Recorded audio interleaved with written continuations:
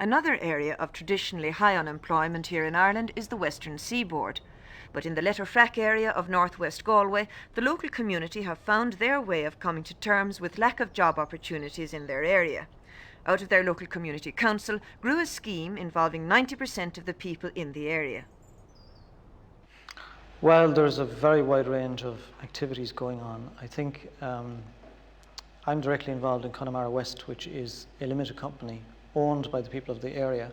I think we reached a stage in development where we found that the structures we had up till then weren't sufficient to carry us through, so we had to get some type of structure like a company, which is attacking a wide range of development involving cultural development, tourist development, small industry, and various other community facilities, which it's setting up.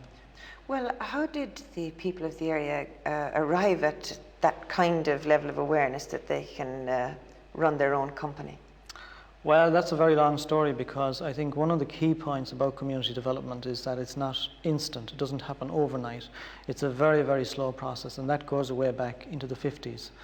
I think people have gradually developed to that stage, mainly through trial and error, and I think a lot of error, and they have learned by their mistakes quite a bit. And they have now, you have so many people involved, not just in Connemara West, but in a very wide range of organisations and groups within the area who are all contributing to an overall type of development. Is it an area of high unemployment? I think the people who are here now are probably underemployed more than unemployed. What do you mean by that? The vast majority of, we'll say, farmers or fishermen, they have a certain amount of work to do. This creates problems when you're thinking about industry, because the tendency probably up to now has been to get the people, the community, to adapt to suit the industry rather than adapting the industry to suit the community.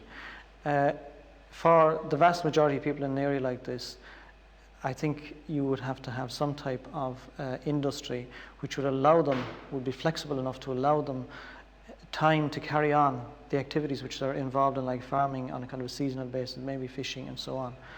Do the men who are not employed suffer from a lack of identity or a stigma?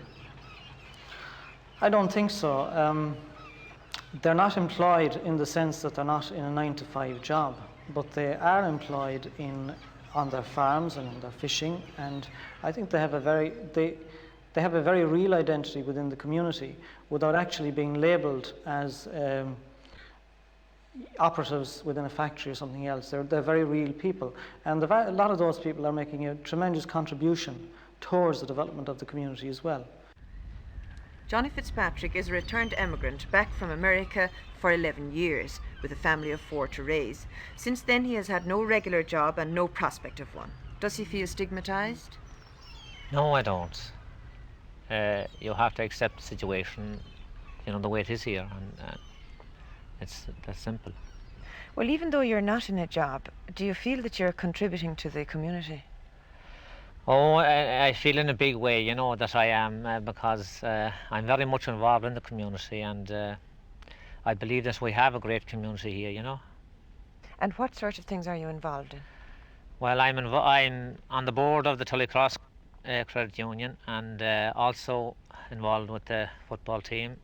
I'm on 3 subcommittees, which one is dealing with mussels, and the other is restocking of the salmon rivers, and I'm representing the local farmers here in a drainage scheme. So things have changed a lot since you came home then, at a community level? Oh, tremendous, it is unbelievable. I suppose, I don't think, in my estimation, it could happen in any other parish, only this one, well, in Connemara anyway. And why do you think it has happened? Well, the dedication of the people that got involved in it, and the people around them realised that those people were sincere in doing, they were willing to go at any lengths to do the job that they were set out to do, and they got the people behind them, and it's moved from there, as simple as that. And do you find now that you're very busy all the time, even though you're not in an actual job? Well, my wife would be the best to ask that, because she say that I'm gone all the time, when I'm out working, but at night time I'm hardly ever at home, there's always meetings, and you'd wonder how a person can keep going. So it's not true then that if you're not in a job that you're idle?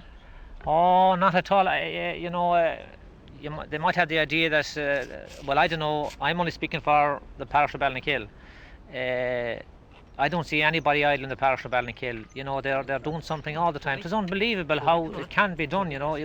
Somebody outside wouldn't imagine that, but they have something to do all the time. The people, they have little farms, and the fishermen this time of the year are even busier than when they would be fishing, because it's about takes 3 months to get ready to go fishing.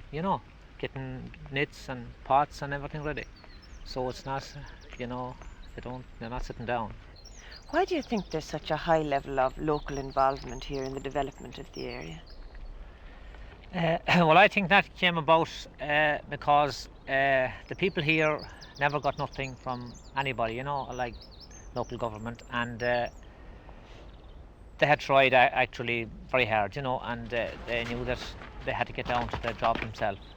And when they realised that, the people that got involved were so much behind what they were doing, they really got motivated. People have stopped looking outside the area and have begun to look inside the community and look at the resources that are here, and which are becoming, I think, more important as time goes on. They're increasing in importance.